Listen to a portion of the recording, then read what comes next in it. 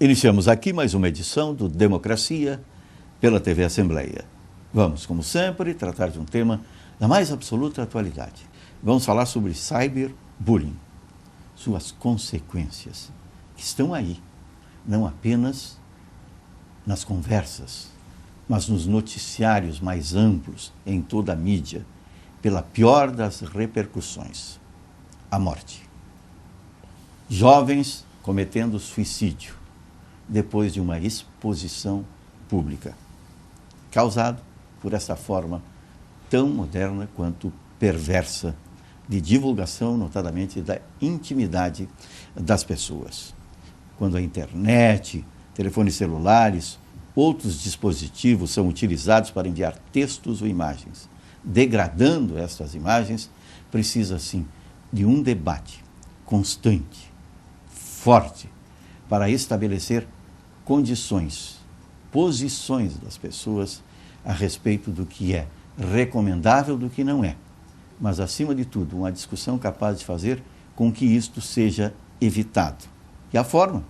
Vamos debater aqui neste espaço para saber qual a melhor delas. Trazemos convidados especiais que estão preocupados, como de resto todos nós, com esta questão tão nova e tão preocupante. Trazemos para o Democracia de hoje o professor Hélio Paz, que é professor de Comunicação Digital da Unicinos, o Dr. Ricardo Nogueira, coordenador de saúde mental do Sistema de Saúde Mãe de Deus, e o Dr. Christian Nedel, delegado do DECA, da área do adolescente infrator. Para a primeira manifestação sobre a pauta de hoje do nosso Democracia, nós convidamos o professor Hélio Paz. Tudo bem? Tudo bem. Obrigado pelo convite, Batista, Dr. Nedel, Dr. Nogueira. Num primeiro momento, todas essas manifestações que ocorrem em rede não são nenhuma novidade. O que ocorre é que as redes sociais, elas sempre existiram. O ser humano é um ser social. No momento em que se passou a digitalizar a informação por meio de sons, né, áudio, vídeo, fotos e outras plataformas online, se multiplicou, se potencializou essa quantidade de relações estabelecidas entre as pessoas.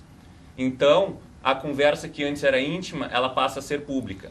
Se os interlocutores, né, os interagentes, não perceberem, eles podem conversar sobre temas bastante particulares e exporem a sua intimidade para uma quantidade muito grande de pessoas que eles nem sabem que recebem o seu texto, o seu áudio, o seu vídeo. E assim sendo, tudo fica documentado na rede. E a desinformação na mais moderna das informações, não é isso? De fato, de fato. Só que, por outro lado, existe um lado positivo, não na exposição da intimidade, mas assim, a rede não é o mal. O problema é o uso, a inadequação que cada indivíduo faz dessas ferramentas. Dr. Ricardo Nogueira. Zé, nada disso realmente, né, é novidade, né? A novidade é a reação, ou seja, o suicídio. Porque essas coisas de difamar os outros através até às vezes de gravações, eu sou do tempo lá, 20 anos atrás, 15 anos atrás, que botavam em DVD, filmavam, tentavam extorção, filmavam, fotografavam, né? Lá na minha cidade, em Pelotas, inclusive, tem um fato que foi ocorrido, que é o famoso crime da ponte, que era um rapaz que tinha várias amantes, pessoas importantes na sociedade de Pelotas, e ele extorguia essas amantes dele, até que elas resolveram acabar com ele e mataram ele. Até hoje ninguém sabe, ninguém viu. E o mesmo fato ocorreu também em Rio Grande, isso já há 20 anos atrás, só que naquele tempo era fotografia, filmagem e gravações, que era meio reduzido, né? Não atingia o público. Hoje, através da web, né, tu atinge o mundo inteiro. Então, essas coisas que ocorrem não só aqui nos Estados Unidos e vários lugares do mundo. Agora, o que tem que se definir nisso? Eu acho que nós temos que ter aqui um marco civilizatório Não tem aí marco regulatório disso, marco regulatório daquilo. Então, o marco civilizatório é uma definição de um conceito. Por exemplo, no paraíso era pecado comer a maçã. Né? Isso é um conceito que foi criado, nem sei se existiu isso, pelo jeito não, mas eles criaram. Então, nós temos que ter aqui marcos civilizatórios. O que são esses marcos civilizatórios? Como o conceito que a maçã, ao ser comida, se cometia um pecado, nós temos que ensinar e educar, porque quem ama, educa. O que ocorre? Que está faltando educação básica, não existe marcos civilizatórios. Por que tu não pode botar a mão ali? Porque tu vai te queimar. Não pode botar a mão ali porque tu vai tomar um choque. Então, assim, há uma liberação, uma liberalidade e uma banalidade total e depois há um arrependimento. Tudo pode. Tudo pode enquanto não faz mau uso daquilo. Enquanto há uma intimidade entre dois amantes, dois namorados ou um casal, o que ocorre sempre nesses fatos? A partir do momento que há uma desavença entre uma dupla, né, uma pareja, né, aí que ocorre isso. Né? Então, o que nós temos que definir? Os pais têm que estarem presentes, têm que participar, têm que conhecer quem são os parceiros dos seus filhos, né? Serem amigos, serem parceiros, para se criar uma coisa que se chama respeito. Então, o que a gente está vendo é que não há respeito ao sinal de trânsito. Então, nós temos que, se tu não respeitar o sinal de trânsito, tu vai ser multado, tu vai ser penalizado. Né? E essa penalização não é uma pena pecuniária, no caso aqui, é uma questão moral. Então, o homem é um animal moral. Né? Então, nós temos que redefinir isso. Né? Porque sempre a gente vê isso tudo depois. Né? Isso aí já era costumeiro. Mas agora que a gente está vendo, olha o que pode ocorrer. Porque a vergonha vem depois. Não, a vergonha tem que vir primeiro. O que está ocorrendo? Que não existe um superego internalizado. O superego é externo. Então, as punições, quem pune, ou a pessoa se autopune, no caso dessa menina, ela se puniu porque ela não aguentou o sofrimento, chegou num ponto. Então, o que a gente tem que fazer? Olha, para ti não ser punido, tu não pode passar no sinal vermelho. Se tu passar no sinal vermelho, além de tu matar alguém, tu pode morrer e, além de tudo, está cometendo uma infração. Não é? Então, o que a gente tem que definir? Esse marco civilizatório. O que é proibido? O que é crime? O que é contravenção? Né? E definir isso como crime, porque isso que foi feito é um crime. E como o delegado local lá disse, ele tem que criminalizar e indiciar não só quem fez, mas quem repassou também. Claro. A mesma coisa, está aqui o Nedel, né? Repassar fotografias de crianças em situações pode caracterizar como crime de pedofilia. Perfeito. Então, nesse caso, eu creio que a gente deve seguir essa similaridade. Delegado Christian Nedel. Batista, professor Hélio, doutor Ricardo. Sem dúvida, a questão do bullying como fenômeno sempre existiu, principalmente nas escolas da rede pública, escolas da rede particular. A grande questão é que esse bullying hoje tem uma nova roupagem. O cyberbullying, que pode ser praticado por qualquer rede social, e aqui eu falo rede social no contexto bem abrangente, o torpedo de celular, o e-mail, os blogs, os fotoblogs, Messenger, Skype, MySpace, Facebook, Orkut, o finado Orkut, que nem existe mais, mas enfim, Twitter, YouTube. Nós temos várias formas de repercussão dessas condutas intimidatórias, dessas condutas ofensivas, destas condutas que servem muitas vezes para espezinhar, para menoscabar, para menosprezar determinada pessoa. Então o fenômeno bullying, né, ou seja, uma relação desigual de poder, uma relação entre pares, uma relação horizontal, aluno versus aluno, né, um grupo tendo uma supremacia sobre outro grupo ou sobre outro indivíduo, pelas mais variadas causas, questões de preferência sexual, questões relacionadas à cor, questões relacionadas à preferência clubística, questões relacionadas a aspectos intelectuais, ou seja, as causas que estão por trás deste fenômeno, bullying, são as mais variadas possíveis. E a grande questão justamente é isso, que foi colocado aqui muito bem, tá? É a repercussão, o alcance dessas condutas. Então, hoje, eu vejo assim, em termos assim estatísticos, até com dados empíricos do dia a dia das ocorrências policiais na delegacia, né? E eu estou trabalhando com adolescentes infratores há 13 anos, né? Eu sou delegado há 14 e há 13 anos eu trabalho com infância e juventude. Nós vislumbramos exatamente isso. Falta de base, falta de estrutura familiar, falta de diálogo. Os pais, muitas vezes, achando que dando internet 24 horas por dia para o filho, lá no quarto dele, ele está seguro. Aí que eles se equivocam. Muitas vezes é a partir daí que a criança começa a se deparar, a se defrontar com as mazelas da vida. Então, vai acabar sendo vítima de situações de pedofilia, vai acabar também, de uma certa forma, por falta de orientação, por falta de diálogo, por falta de conversa dentro de casa, acabar se expondo também, sendo protagonista como autor de determinadas condutas, como foi o caso específico dessa situação trágica, lamentável, que aconteceu no nosso interior do estado, que adolescentes, né, divulgaram de forma inadequada uma foto, uma cena pornográfica, uma foto pornográfica de uma outra adolescente, e a repercussão ocasionou a questão do suicídio. Então nós temos hoje assim a questão do bullying presencial, que normalmente é praticado por meninos, é ameaça, é agressão, eu vou te pegar na saída, coisa que se resolve às vezes no primeiro momento, e a perversidade muitas vezes do cyberbullying. Porque no cyberbullying muitas vezes aquele protagonista do bullying, ele não dá cara para bater. Ele se vale de nicknames, de nomes falsos, de apelidos, de fotos que não correspondem à sua identidade, e a partir daí começam a criar comunidades maldosas para afrontar, para espezinhar, para humilhar, para menosprezar determinada pessoa. Então as consequências do cyberbullying costumam ser mais perversas. Eu nem entro na questão da evasão escolar, que é o primeiro sintoma, mas eu entro na questão da depressão profunda, entro na questão da tentativa de suicídio e entro na questão de suicídio. Então, muitas vezes a vítima, sem saber da onde vem a ofensa, porque o alcance às vezes é transnacional, ele ultrapassa as fronteiras nacionais, a repercussão dessa situação traz uma consequência muito trágica, muito drástica para a vítima.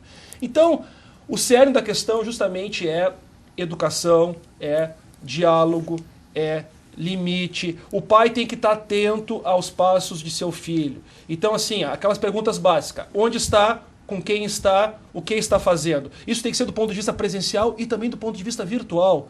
Então eu ouço muitas vezes, mas eu não posso rastrear o computador do meu filho porque eu estou ferindo o direito dele à intimidade. Mas só um pouquinho. Os pais têm o dever de guarda em relação aos filhos até os 18 anos de idade. Se o pai está identificando que seu filho de alguma forma está utilizando a internet de forma inadequada, o pai sim tem que ser zeloso, tem que ser diligente e tem que rastrear esse tipo de informação para ajudar seu filho. E essa situação, agora só finalizando essa primeira parte, essa primeira intervenção, essa questão que está sendo investigada em relação a esse suicídio tem uma repercussão criminosa para todos aqueles que postaram essa imagem na internet. Nós temos um dispositivo lá no ECA, o artigo 241-A, que pune com uma pena de 3 a 6 anos, e isso em relação a adolescentes, nós temos o ato infracional equiparado a este crime, ou seja, que vai gerar repercussão criminal para estes adolescentes que divulgaram esta foto pornográfica envolvendo uma adolescente. Está claro que o objetivo do bullying é envergonhar, perseguir, fazer ameaças online para os outros. Este é o objetivo, esta é a ação claramente desenvolvida. Índices de alcance, influência diferenciada entre meninos e meninas. Existem estudos que dizem que no ensino médio, notadamente, as meninas são mais propensas a se envolverem em cyberbullying. É assim? É assim. Os meninos mais o bullying presencial, as meninas por meio de maledicências, falsos boatos e processos difamatórios. Processos difamatórios, mais meninas do que meninos. Isso aí é visível. E o percentual, que tem poucos artigos na bibliografia sobre o cyberbullying, mas nos poucos que tem um estudo em Portugal, da Universidade do Porto, onde constatam que 25% dos adolescentes da 7ª à 9ª série, isso em Portugal, sofrem esse tipo de abuso. De regra de 13 a 15 anos. Isso. Mas 25% é um percentual alto, né? Então chama atenção. Então, o que nós temos que fazer? É definir isso, educar as pessoas para trabalhar com essas ferramentas, né? Saber como trabalhar com isso. É que nem arma. A arma não é má. Mal é quem está atrás da arma. O dedo que aperta a arma, né? Quando tu tem uma arma para te defender, para caçar, não tem mal algum. Agora, a índole de quem usa a arma e para que usa a arma, né? Então, essas ferramentas elas são usadas uma forma de menosprezar, de humilhar, de vilipendiar, né? Inclusive, assim, os jovens, em alguns lugares do país, marcam lutas entre a torcida de um clube com a do outro. Sim. E são lutas de morte, lutas, várias delas, com morte. E não precisa ir longe. Os bondes não têm sequer motivação esportiva, política. Exatamente. Né? É a luta pela luta. Mas uma outra questão, Batista e colegas debatedores, que me preocupa, são os protagonistas deste bullying ou deste cyberbullying. Porque nós costumamos ter, em princípio, autores, vítimas e, aspas, espectadores. Por que eu estou dizendo aspas, espectadores? Porque esse espectador não pode ser visto apenas como uma testemunha. Às vezes, esse espectador é aquele que está instigando para que algo aconteça. É o estimulador. É o estimulador. E, às vezes, o espectador é aquele que filma a agressão e joga no YouTube. Essa conduta de filmar a agressão, que acontece toda hora, duas adolescentes se agredindo, se puxando os cabelos, tá lá uma outra boi corneta lá, filmando e jogando na internet. Essa que jogou na internet pratica um crime contra a honra. No momento que ela está expondo a briga entre duas pessoas e colocando na internet, ela está praticando uma difamação contra aquelas pessoas que estão se agredindo. E aquela, de repente, que está tendo uma inferioridade na briga. Então, esse espectador não pode ser visto muitas vezes como espectador. Existe repercussão criminal em relação à lesão corporal por ser um agente instigador, ou eventualmente até mesmo com crime contra a honra por ter divulgado de forma inadequada, ofendendo a dignidade e o decoro daquelas pessoas que eram os protagonistas. A diferença é a tipificação. Exatamente. Da agressão para o difamador. Exatamente. Só isso. Agora, o que está por trás de tudo isso é uma única raiz. A raiz da violência. Sim. Né? Então, o que nós estamos vendo? Um estímulo à violência, uma reação totalmente desproporcional, uma raiva, uma estimulação da raiva. Né? Nós estamos vendo assim, eu vi cenas de meninas brigando em sala de aula, nós vimos isso, todo mundo viu, de uma violência, mas de uma violência que chega a ser assustador. E a motivação muitas vezes banal. Totalmente banal, porque eu não gosto de ti, porque briga tu é de namorados, porque tu é gorda, porque tu é baixinha, porque tu tirou o meu namorado. Tu é oferecida? Isso. Mas então, o que está se vendo? Agora, a violência, ela não nasce do nada. A violência ela é gerada. Existe um campo de cultura para essa violência. Então, o que nós estamos vendo? Que a nossa sociedade, eu vou insistir, ela está sem marcos regulatórios. Né? Eu me lembro até hoje, quando eu comecei a pensar sobre essa situação, me veio a minha mente... O que chamam de limites. Exatamente. Me veio à minha mente o meu pai, a minha mãe, mas pior do que meu pai e minha mãe era o meu avô e minha avó. A minha avó só me olhava. E quando o olho dela espichava, a gente já começava a tremer. O meu avô, que era mais generoso, sempre defendia. Eu me lembro como se fosse hoje, né, uma cena dessas, de marco civilizatório, que as primeiras palavras que eu escrevi na vida foram palavras pornográficas. E aí eu escrevi com giz na parede. Tinha uma coisa naquela época, escariola. Tu é desse tempo? Hoje, se eu falar escariola, vocês não sabem o que é, né? Era um tipo de parede que tinha o azulejo, foi um troço moderníssimo. E eu escrevi nas escariolas com porque era lisa. Palavras de baixo calão, foram as primeiras palavras que eu fiz. O meu avô chegou lá e disse, Dalva, este menino vai ser um gênio. Ele tem uns 5 anos e já escreve isso e aquilo. A minha avó foi lá olhar. Eu jamais vou esquecer até hoje, entendeu? Então tinha uma questão moral, entendeu? Como que eu vou... Se eu fizer isso, meu pai me mata. A minha mãe morre. E a minha avó, então, me trucida, entendeu? Mas hoje não tem pai, não tem avô. O avô, muita gente não sabe nem quem é. O pai também não. Então não tem esse modelo, entendeu? Por que tu sabe que é errado comer doce antes do almoço? Às vezes me oferecem um doce, não posso comer. Por que eu não posso comer? Porque a minha mãe me ensinou, né? A mesma coisa, meu pai me ensinou que eu não podia levar desaforo para casa. Uma vez eu levei um desaforo, cheguei em casa, botei a chave não entrava. A chave não entrava. Aí voltei. Aí perguntei para a pessoa que me deu um desaforo, vem cá, o que tu me disse mesmo, hein? Ah, mas não foi bem assim, tu me desculpa. Aí a chave entrou.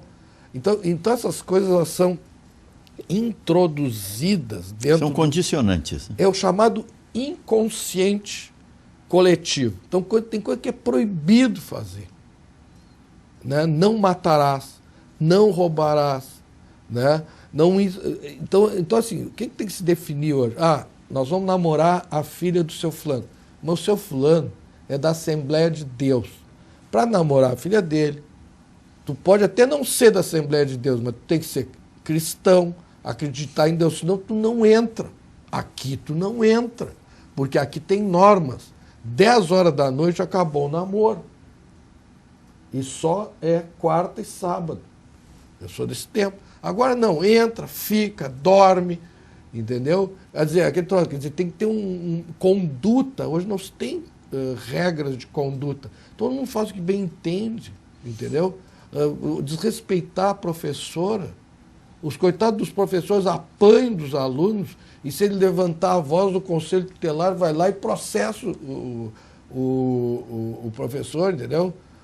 Está aqui o policial, se um policial militar, eu vejo isso muito comum entre os policiais militares, reage a um bandido e por acaso alveja, ele é processado e ele tem que pagar advogado do bolso dele. Então, quer dizer, autoridade, então não se tem mais autoridade, entendeu? Nós perdemos toda... É o conceito de autoridade... Passou o seguinte, os direitos humanos funcionam por aqueles que infringem a lei. Uma questão interessante, né, que o delegado Nedel havia levantado antes sobre a impossibilidade, ou pelo menos parcialmente impossível, mas nem tanto assim, de detectar de onde vem a circulação, quem compartilha, a origem da postagem. Né? Porque a internet é uma rede de controle. Então, todas as máquinas, qualquer dispositivo, o celular de cada um de nós aqui conectado, os computadores todos da redação ali fora, todos têm um número único que é o IP, o protocolo de internet. Nenhum outro computador ou dispositivo no mundo vai ter o mesmo número. Por esse número se detecta o país, o provedor de acesso e inclusive até a própria região da cidade de onde se enviou a determinada informação. Então, não é tão complicado assim detectar quem compartilha uma mensagem difamatória sobre outra pessoa. O problema é, só se me permite um breve parênteses, assim, a questão é que existe ainda muita burocracia no repasse de informações, porque a gente sabe que na rede a informação está aqui, daqui a um segundo não está mais. Então, às vezes, os próprios provedores, né, quem gerencia serviços de internet no país, acabam dificultando o acesso a informações. Ah, não, mas o escritório da Google é lá na Ilhas Caimã. Eu estou sendo um pouco sarcástico, assim, porque nós temos muita dificuldade, às vezes, do repasse de informações mínimas, de quebra de dados cadastrais de pessoas que estão utilizando de forma inadequada a internet. Então, assim, ó, isso dificulta, às vezes, uma investigação que deveria ser uma investigação mais célere, mais rápida em relação à questão do cyberbullying. Não, isso é verdade. O próprio usuário ele pode apagar a informação, mas ela permanece dentro do serviço, só que aí tem que entrar com mandado judicial para poder acessar a informação que o próprio serviço guardou. Só que, assim, continuando... não é nada inofensivo compartilhar, curtir, comentar um determinado assunto, porque quanto mais compartilhamentos, curtidas e comentários recebe no Facebook, por exemplo, essa informação aparece mais vezes na linha do tempo, a timeline de muitos usuários. Quanto mais repercute, mais aparece. Então é bastante complicado isso. Teve um caso, até perdão pela palavra, mas é assim mesmo que a gente pode encontrar e fazer a busca, um caso que inclusive saiu numa revista Época, repercutiu na internet e também na mídia tradicional, da Corna de Sorocaba. Né? Eu sempre passo para os alunos isso. Uma advogada, eram 2 casais da cidade que eram muito amigos, padrinho e madrinha do casamento um do outro, padrinho e madrinha um dos filhos do outro e tal, e num dado momento uma das mulheres descobre que o marido dela está traindo ela há 5 anos com a outra. E ela deixou uma câmera preparada em casa, postou no YouTube, existe até hoje, isso não foi deletado do YouTube, né? Dela preparando o flagrante. Né? E aí ela começa a contar as histórias, começa a exibir detalhes de e-mails que ela abriu do marido, de conversas por Messenger que ela abriu entre os dois. E no final das contas ela deixou outra desconcertada, só que de vítima ela passou também a infratora porque ela derrubou a outra da cadeira e começou a chutar a outra deitada na cadeira. E então, no momento, o que acontece daí? Aí as duas cometeram crimes graves, né? E a exposição, né?